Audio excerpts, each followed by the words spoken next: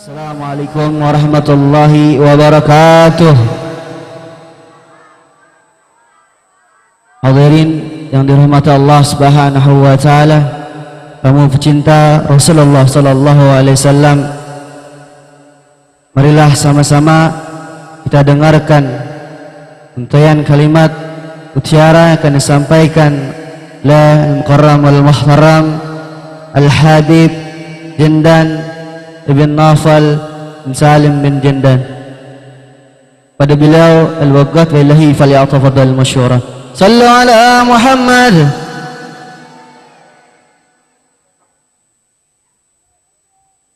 Assalamualaikum warahmatullahi wabarakatuh.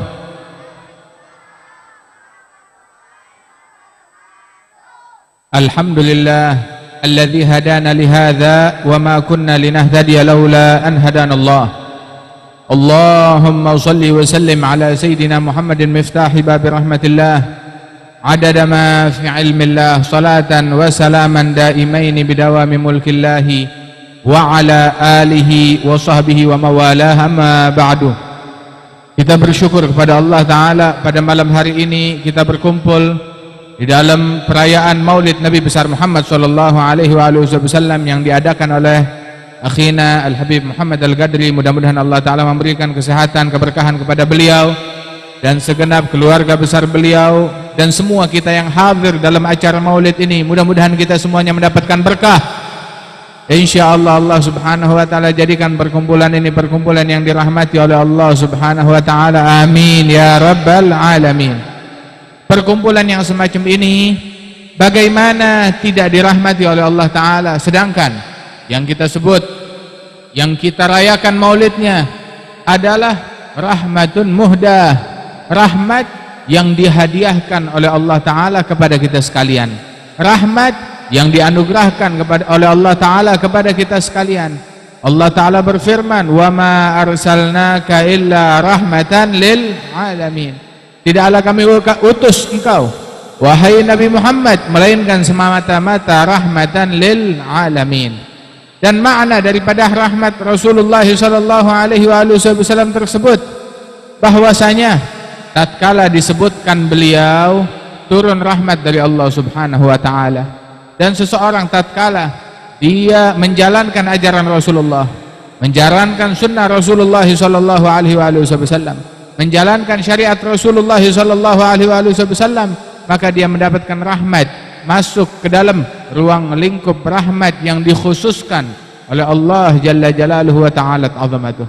Saudara-saudara sekalian, ketahuilah bahwasanya Rasulullah sallallahu alaihi wasallam yang kita rayakan maulidnya pada malam hari yang mulia ini, beliau adalah manusia yang paling afdal di alam semesta, makhluk yang paling mulia di alam semesta.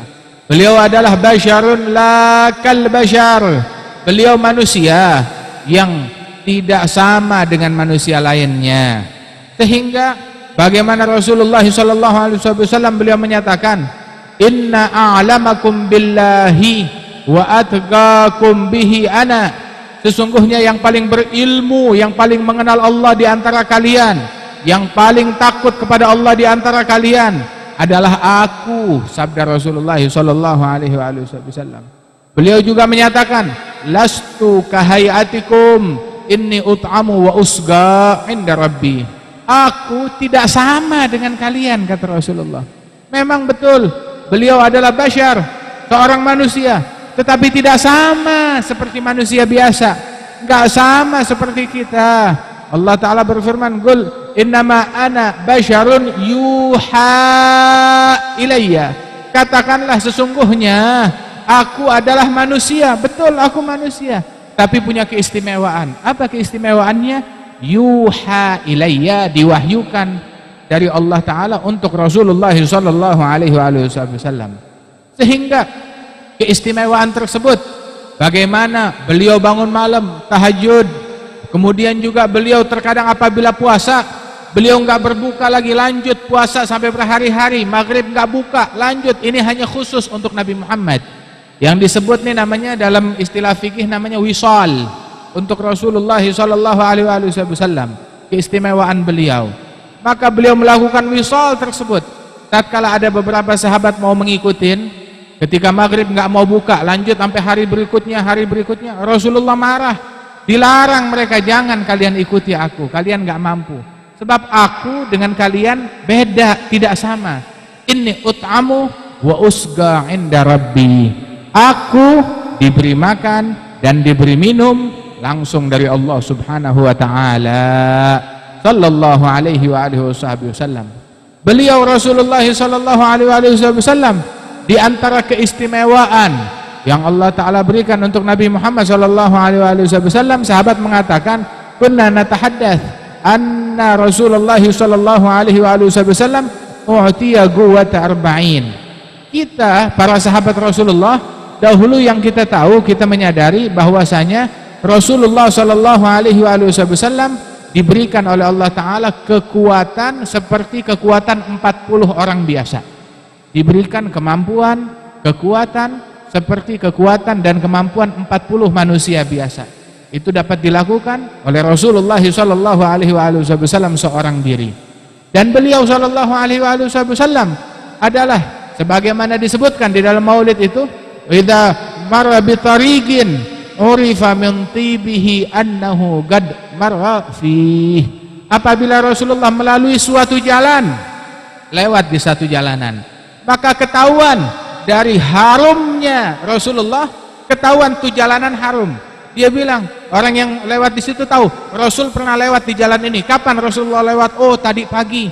Oh, kemarin Rasulullah lewat. Harumnya masih kecium. Wa idza tatayyaba, apabila Rasulullah sallallahu alaihi wasallam memakai wewangian parfum, maka tercium harumnya Rasulullah sallallahu alaihi wasallam itu kemanapun beliau berada sallallahu alaihi wasallam.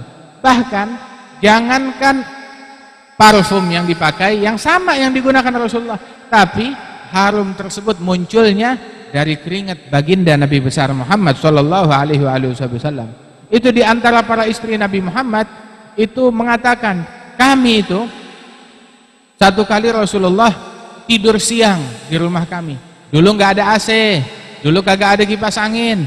Rasulullah tidur siang di rumah salah seorang istrinya, itu berkeringat, keringatnya peluhnya banyak. Maka diwadahi itu keringatnya oleh salah seorang istri beliau, kaum wanita beliau. Ditadangin sampai itu hampir mendekati setengah botol, diambil itu keringatnya. Hingga tiba-tiba Rasulullah terbangun. Apa yang kau lakukan? Dia bilang, ya Rasulullah, kami menampung keringatmu.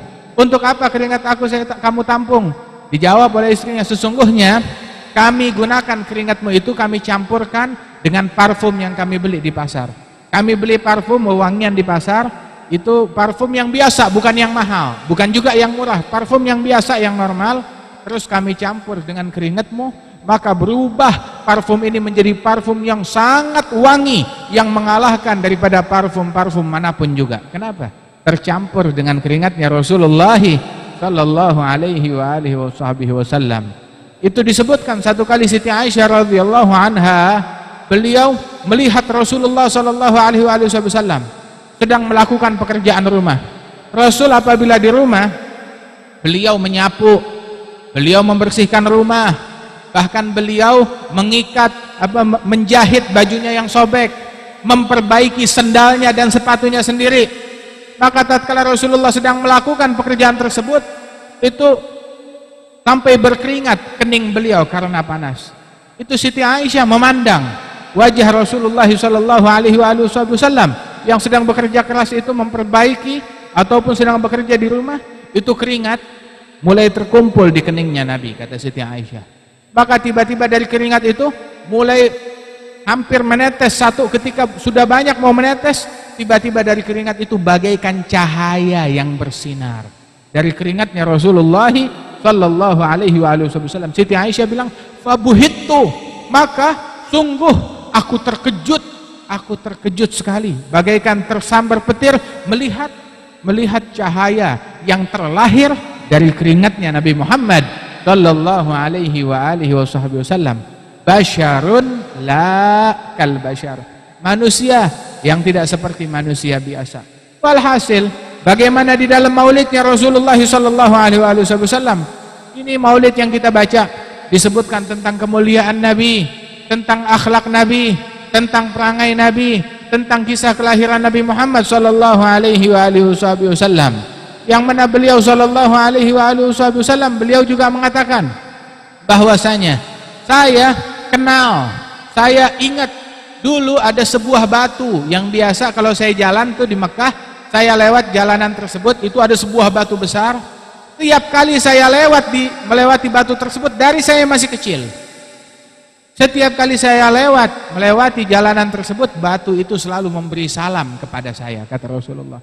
Saya mendengar salam yang diucapkan oleh batu tersebut kepada Nabi Muhammad sallallahu alaihi wasallam. Sayyidina Ali bin Abi Thalib, satu kali beliau berkata, aku pada suatu hari berjalan bersama-sama dengan baginda Nabi Muhammad sallallahu alaihi wasallam. Tatkala aku berjalan bersama Rasulullah di pinggiran kota Madinah, ada bukit-bukit, bebatuan, pepohonan.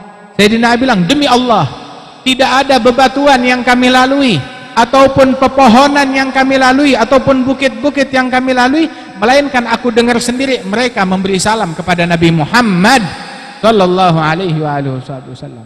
Itu batu, itu pohon kenal kepada Rasulullah. Itu batu, pepohonan memberi salam kepada Nabi Muhammad sallallahu alaihi wasallam. Nah, makanya kalau ada orang nggak mau bilang ya Nabi salam alaika, ya Rasul salam alaika, ini parah, kelewatan. Batu aja ngasih salam kepada Nabi Muhammad, pepohonan ngasih salam kepada Nabi Muhammad sallallahu alaihi wasallam. Mereka kenal kepada Rasulullah sallallahu alaihi wasallam. Itu disebutkan bahwasanya satu kali ada penggembala, dia gembala kambingnya. Kemudian tatkala dia sedang menggembala kambingnya, datang serigala. Serigala itu langsung mengambil seekor kambing dengan moncongnya yang besar, dibawa lari kambing tersebut. Dikejar oleh penggembala ini. Dikejar itu serigala. Dikejar sampai perjalanan jauh, sampai itu serigala terpojok. Memaksa serigala tersebut untuk melepaskan kambing yang udah dia gigit, yang dia bawa lari itu.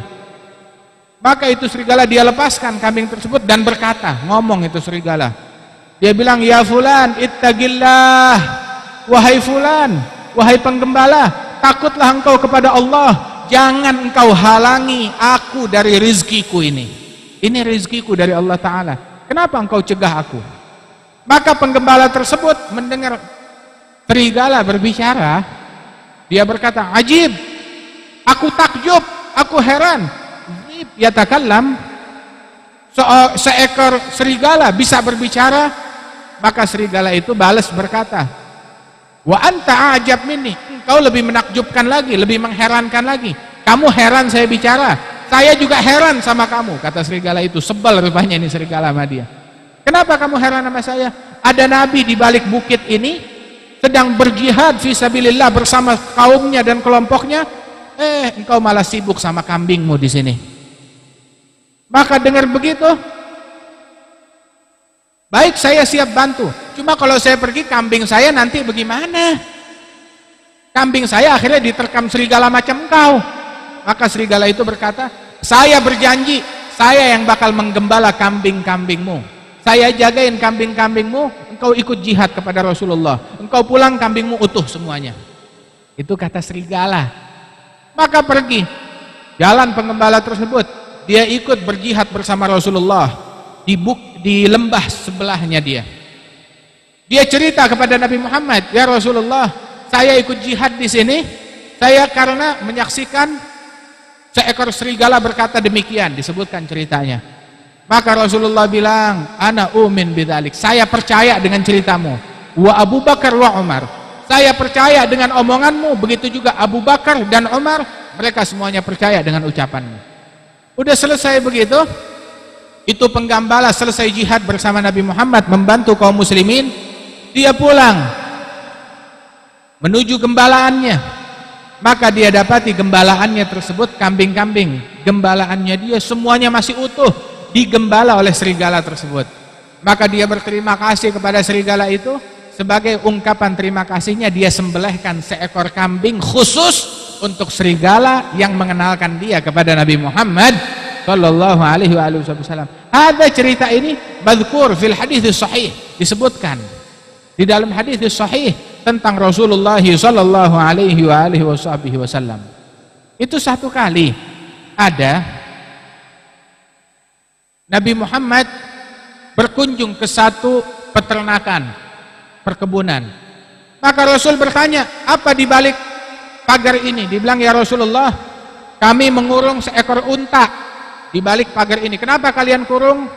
Dibilang, kami kurung nih sebab nih unta kami entah bagaimana tiba-tiba dia menjadi liar, menyerang siapapun. Maka kami kurung di sini.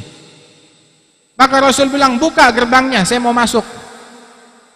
Maka sahabat mempersilahkan masuk. Rasul udah diperingatkan, ini unta menyerang siapapun. Maka begitu Rasulullah masuk, itu unta ketika melihat Nabi Muhammad masuk, langsung dia menghampiri, berlari menghampiri Rasulullah.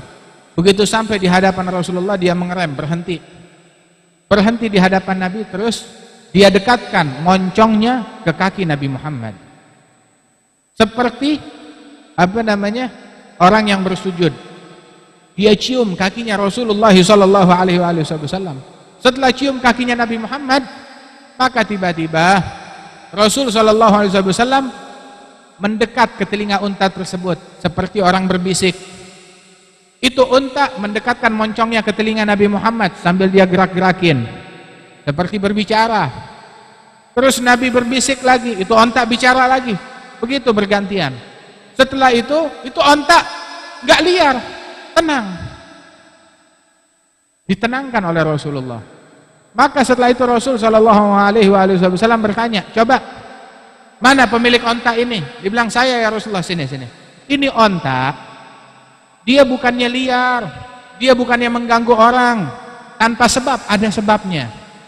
Tahu apa sebabnya? Ini onta, dia nih protes, dia demo. Jadi bukan orang doang yang kenal sama demonstrasi, onta juga kenal. Dia demo, dia protes. Protes apa ya Rasulullah? Barusan dia bilang, dia lakukan ini sebagai bentuk protesnya karena dia selalu dipaksakan pekerjaan yang berat, yang banyak, dipaksa ngerjain pekerjaan yang banyak, yang berat, tapi hanya dikasih makan sedikit. Kerjaannya banyak, makanannya sedikit. Maka dia protes. Dia mengadu kepada Nabi Muhammad sallallahu alaihi wasallam. Maka Rasulullah sallallahu alaihi wasallam setelah menyampaikan itu sahabat bilang, ya Rasulullah, ini karena engkau yang menjadi juru bicaranya, maka mulai sekarang ini onta, betul saya akui, kami banyak memaksakan pekerjaan, banyak pekerjaan kami paksakan atasnya. Akan tetapi betul kita kurang ngasih makan kepada onta ini. Mulai sekarang ini onta, dia makan yang banyak kita siapkan, dan dia nggak perlu kita pikulkan pekerjaan berat lagi. Kenapa? Soalnya sudah memohon syafaat dari Nabi Muhammad sallallahu alaihi wasallam. Nah, ini dalam hadis sahih, unta pun juga meminta syafaat dari Rasulullah sallallahu alaihi wasallam. Dia bilang, tolongin saya ya Rasulullah, saya dikasih pekerjaan banyak, dikasih makanan yang sedikit. Sahabat itu bilang, mulai sekarang makan yang banyak tanpa perlu bekerja lagi. Wahakadha sallallahu alaihi wasallam. Makanya saudara-saudara sekalian, binatang-binatang pun, hewan-hewan pun, mereka mengenal kepada Rasulullah. Mereka mengetahui kadar dan kemuliaan Nabi besar Muhammad sallallahu alaihi wasallam, hingga mereka semuanya hormat, memberi salam dan cinta kepada Nabi Muhammad. Mulai dari binatang, bahkan bebatuan pun juga demikian. Itu satu kali dalam hadis sahih dalam Sahih Bukhari, Rasul sallallahu alaihi wasallam bersama sahabat ketika sedang duduk, Rasulullah cerita, nih segala benda yang ada di muka bumi ini semuanya bertasbih untuk Allah Subhanahu wa taala. Semua benda bertasbih untuk Allah taala, semuanya. Maka Rasulullah sallallahu alaihi wasallam memberikan contoh, termasuk batu ini. Dipegang batu tersebut oleh Nabi Muhammad. Begitu itu batu dipegang oleh Rasulullah, langsung terdengar suara tasbihnya oleh para sahabat. Rasul bilang, semua benda bertasbih, cuma kita nggak dengar suaranya. Ketika dipegang oleh Rasulullah, itu ibaratnya kayak handphone dicas, baterainya kuat lagi, langsung kedengaran suara tasbihnya, didengar oleh semua sahabat. Diserahkan oleh Nabi di tangannya Sayyidina Abu Bakar, bertasbih. Dipegang di tangannya Sayyidina Umar, dioper lagi, bertasbih, dioper ke tangan sahabat, sampai dikembalikan ke tangan Nabi Muhammad. Itu batu masih bertasbih, hingga diletakkan oleh Rasulullah, udah berhenti tasbihnya. Kemudian setelah selesai majelis, itu sahabat yang di belakang nyari mana batu yang tadi dipegang Nabi. Dipegang, digosok-gosok, nggak kedengeran bunyinya lagi. Kalau sudah tangannya lain, itu batu bisa ngebedain tangannya Rasulullah sallallahu alaihi wasallam. Wa Rasulullah sallallahu alaihi wasallam itu bagaimana disebutkan oleh para sahabat. Kita makan bersama Rasulullah, kunna na'kul ma'an Nabi Muhammad sallallahu alaihi wasallam. Kita dulu makan bareng bersama Rasulullah. Kita makan daging, kita makan makanan bersama Rasulullah, satu nampan, satu piring. Waktu kita makan, kita dengar itu daging yang kita makan tuh bertasbih. Makanan yang sedang kita suapan yang kita pegang bertasbih, yang kita potek bertasbih, yang kita pegang bertasbih, yang kita masukkan mulut itu terdengar sedang bertasbih. Kenapa?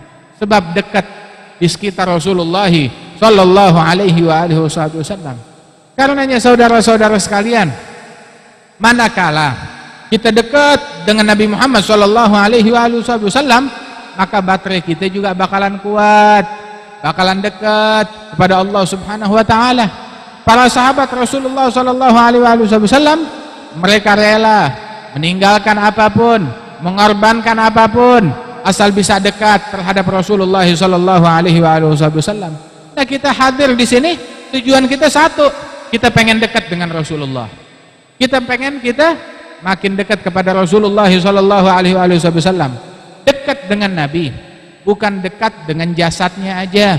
Abu Lahab, Abu Jahal, mereka juga dulu di Mekah nongkrong bareng, makan sepiring sama Nabi Muhammad. Begitu. Tapi apakah mereka dekat dengan Rasulullah? Badannya dekat, tapi hatinya jauh. Manusia dekat atau jauhnya tidak dinilai dari tubuhnya, tetapi dinilai dari hatinya. Al-mar'u min haitsu qalbih, la min haitsu jismih. Seseorang itu dinilai dari hatinya, bukan dari tubuhnya. Manakala hatinya udah dekat kepada Nabi Muhammad, bagaimana hatinya dekat kepada Rasulullah? Dengan banyak mengingat beliau, banyak bersalawat kepada beliau, banyak memberi salam kepada beliau. Kemudian juga banyak dekat dengan sunnahnya, dekat dengan syariatnya, dekat dengan ajarannya, dekat dan cinta kepada sahabatnya, dekat dan cinta terhadap keluarga Nabi Muhammad sallallahu alaihi wasallam. Orang yang dekat kepada Rasulullah sallallahu alaihi wasallam itu dia dekat dengan ajarannya Nabi, dengan sunnahnya Nabi, dengan syariatnya Rasulullah sallallahu alaihi wasallam. Sehingga syariat Nabi Muhammad jalan berkibar di dalam rumahnya. Kaum wanitanya nutup aurat yang benar, gak sembarangan ketemu laki-laki yang bukan muhrimnya. Anak-anaknya juga dididik dengan didikan yang baik. Hadir sholat berjamaah, sholat 5 waktu gak dia tinggal.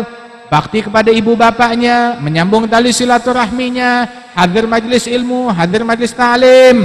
Begitu, hadir pengajian yang semacam ini, zikir, maulid kepada Rasulullah sallallahu alaihi wasallam. Inilah ciri orang yang dekat dengan baginda Nabi besar Muhammad sallallahu alaihi wasallam. Namun orang yang jauh dari Rasulullah sallallahu alaihi wasallam bukan hanya jauh dari badannya aja, jauh dari syariatnya, jauh dari ajarannya, jauh dari nasihat Rasulullah, jauh dari sholawat kepada Rasulullah, jauh dari kenangan kepada Rasulullah. Gak disebut di rumahnya Nabi Muhammad. Di rumahnya tuh gak ada sebutan Nabi Muhammad, gak ada sholawat kepada Nabi Muhammad. Dalam hadis Rasulullah sallallahu alaihi wasallam, beliau bilang, magaumun an majlisin la yadhkuruna Allah taala fihi wa la yusalluna ala Nabi Muhammad sallallahu alaihi wasallam fihi illa kanat alaihim tiratan yaumil qiyamah. Tidaklah berdiri suatu kaum dari suatu kumpulan, mereka bangkit dari suatu majelis di mana dalam perkumpulan yang tadi mereka enggak bersolawat kepada Nabi, enggak zikir, dalam riwayat enggak bersolawat kepada Nabi Muhammad. melainkan mereka baru saja berdiri dari sesuatu yang membawa penyesalan besok di hari kiamat. Perkumpulan yang tadi mereka duduki menjadi penyesalan besok di hari kiamat. Karenanya kemanapun kita pergi, banyakin salawat kepada Nabi Muhammad sallallahu alaihi wasallam. Sebutan Nabi Muhammad itu jangan lepas dari lidah kita dimanapun kita berada. Itu Al-Imamul Jazuli. Tahu Al-Imamul Jazuli? Dia adalah yang menulis kitab salawat yang judulnya Dalailul Khairat. Al-Imamul Jazuli. Itu sebab musabab, asal muasalnya dia menulis kitab Dalailul Khairat yang berisi salawat, kumpulan salawat. Jadi ngajarin orang untuk memperbanyak membaca salawat ini. Itu asal muasalnya adalah satu kali ini imam, dia bersama rombongannya berada dalam suatu perjalanan. Tahu-tahu mereka nih mau sholat, udah dekat perkampungan situ, mereka lihat ada sumur, mau ambil wudhu. Sumur ada airnya di bawah, dalam. Mau cari timba buat ngambil, kagak ada ember, nggak ada timba. Dia bingung bagaimana mau wudhu, perkampungan jauh. Tahu-tahu dia lihat ada anak perempuan, ada gadis kecil, dipanggil, bocah cilik, gadis kecil, sini. Coba saya pinjem timba, ember untuk ngambil air. Buat apa ember? Bilang buat ngambil air di sumur ini. Oh, kita kalau ngambil air di sumur ini nggak perlu ember. Saya juga bisa. Bagaimana caranya? Nggak perlu ember. Sini, kalian mau air kan? Sini. Itu gadis kecil mendekat ke bibir sumur, terus tahu-tahu dia meludah di sumur tersebut. Dia tiup sumur itu, tahu-tahu air yang ada di sumur melonjak naik ke atas. Lonjak naik ke atas sampai luber keluar. Bilang, tuh airnya kalian, ambil dah. Bingung Al-Imamul Jazuli, kamu gadis kecil, cilik, masih belum balik, tapi kok bisa begini? Ada apa di mulutmu? Ada apa di liurmu? Ada apa di ludahmu? Dijawab oleh gadis tersebut, ya jangan heran, saya tiap hari sholawat sama Nabi itu antara 10.000 sampai 100.000 kali. Tiap hari itu sholawat saya kepada Rasulullah sallallahu alaihi wasallam. Nah, sejak saat itulah tergerak Imam Jazuli untuk merangkum sholawat kepada Rasulullah sallallahu alaihi wasallam. Sholawat kepada Nabi Muhammad sallallahu alaihi wasallam itu kita perbanyak sebutan Rasulullah.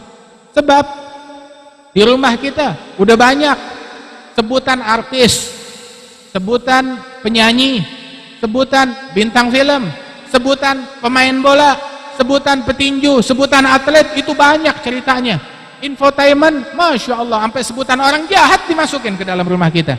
Tapi mana sebutan Nabi Muhammad? Mana sebutan Rasulullah? Mana cerita Nabi Muhammad? Kita tahu cerita, oh ini lagi berkelahi, ini lagi ribut, ini bercerai, ini kawin lagi, ini berantem, ini ke pengadilan, ini di penjara. Itu kita tahu. Tapi Nabi Muhammad sallallahu alaihi wasallam, siapa nama putra-putri Rasulullah? Kita nggak tahu. Coba sebutin nasabnya Nabi Muhammad, kita kagak tahu. Disuruh sebutin nama istri yang ditinggal wafat oleh Rasulullah SAW, kita kagak tahu. Sebutin juga berapa kali Rasulullah ikut peperangan, berapa kali Rasulullah mengirim pasukan, kita nggak tahu. Siapa Asyral Mubasyirin bil Jannah dari sahabatnya Nabi Muhammad, kita nggak tahu. Siapa para nabi, nama para nabi-nabi, kita nggak tahu. Padahal ini adalah sesuatu keharusan yang mesti kita ketahui, yang mesti kita kenali. Karenanya saudara-saudara sekalian, ayo pererat hubungan kita dengan Rasulullah sallallahu alaihi wasallam. Itu di rumah kita yang ngegantung di kamar anak kita poster siapa? Fotonya siapa? Gambarnya siapa? Taruh gambarnya orang soleh, taruhnya gambarnya mukmin, muslim, aulia, salihin. Taruh gambarnya mereka. Jangan taruh gambarnya orang yang tidak beriman. Kenapa? Ini semuanya untuk mempererat hubungan kita dengan Nabi Muhammad sallallahu alaihi wasallam. Nah, diadakan maulid yang semacam begini tujuannya apa? Biar mempererat hubungan kita dengan Rasulullah, biar kita makin dekat dengan Rasulullah, biar kita makin kecantol sama Nabi Muhammad, biar kita makin cinta, makin jatuh hati kepada Rasulullah. Disebutin Nabi begini, Rasul begini, sifatnya begini, wajahnya begini, diceritain itu semua. Kenapa? Biar kita nih hubungan batin kita dengan Rasulullah tuh makin terkoneksi, makin nyambung, makin erat, makin kuat. Ini tujuan diadakan majelis yang semacam ini. Mudah-mudahan Allah Ta'ala berikan keberkahan di dalam majelis kita ini. Insya Allah kita bangkit dari majelis ini, kita makin cinta kepada Rasulullah, dicintai oleh Rasulullah sallallahu alaihi wasallam. Sebagaimana pada malam hari ini kita mengingat kepada Allah, kita menyebut Allah, kita disebut oleh Allah Ta'ala di alam yang lebih baik lagi. Sebagaimana pada malam hari ini kita pun juga menyebut dan mengenang Rasulullah, Rasul pun juga menyaksikan dan menonton acara kita pada malam hari ini. Dan insya Allah kita semuanya masuk dalam syafaatnya Rasulullah sallallahu alaihi wasallam. Dan Allah Ta'ala insya Allah memberikan keberkahan dalam lingkungan kita. Allah Ta'ala berikan keberkahan di dalam majlis ta'lim kita. Allah Ta'ala berikan keberkahan dalam umur kita. Dijauhkan lingkungan ini dari bala, dari musibah, dari penyakit, dari gangguan. Dijadikan lingkungan ini lingkungan yang aman, yang damai, jauh dari kemaksiatan. Amin ya rabbal alamin. Allahumma ij'al jam'ana hadza jam'an marhuma, tafarraqana min ba'dihi tafarruqan ma'suma, wa la taj'al fina wa la minna wa la ma'ana syaqiyan wa la mahruma. Allahumma hdina bihudak waj'alna mimman yusari'u fi ridaq, wa la tuwallina waliyan siwak, wa la taj'alna mimman khalafa amraka wa 'asak. Birahmatika ya arhamar rahimin, wajudika ya ajwadal ajwadin, wa ya dzal quwwatil matin, wa ya rahimal masakin ya arhamar rahimin. Setelah ini kita masih akan membaca maulid Nabi Muhammad sallallahu alaihi wasallam. Simak dengan kuping kita dan terutama pasang hati kita. Pasang hati kita. Dengarkan apa yang akan dituangkan kepada kita dari perangainya Nabi, sifatnya Nabi, kisahnya Nabi, sebutannya Nabi Muhammad sallallahu alaihi wasallam. Sebab sebutan mereka itu adalah obat bagi kita sekalian. Sebutan mereka itu adalah rahmat bagi kita sekalian. Sebutan mereka itu adalah ilmu bagi kita sekalian. Sebutan mereka itu adalah pendekatan kepada Allah Subhanahu wa taala. Mudah-mudahan Allah Ta'ala dekatkan kita kepada mereka dan sehingga kita menjadi dekat kepada Allah Ta'ala. Amin ya rabbal alamin. Wa sallallahu ala sayyidina Muhammadin nabiyil ummi wa ala alihi wasallam. Walhamdulillahirabbil alamin. Assalamualaikum warahmatullahi wabarakatuh.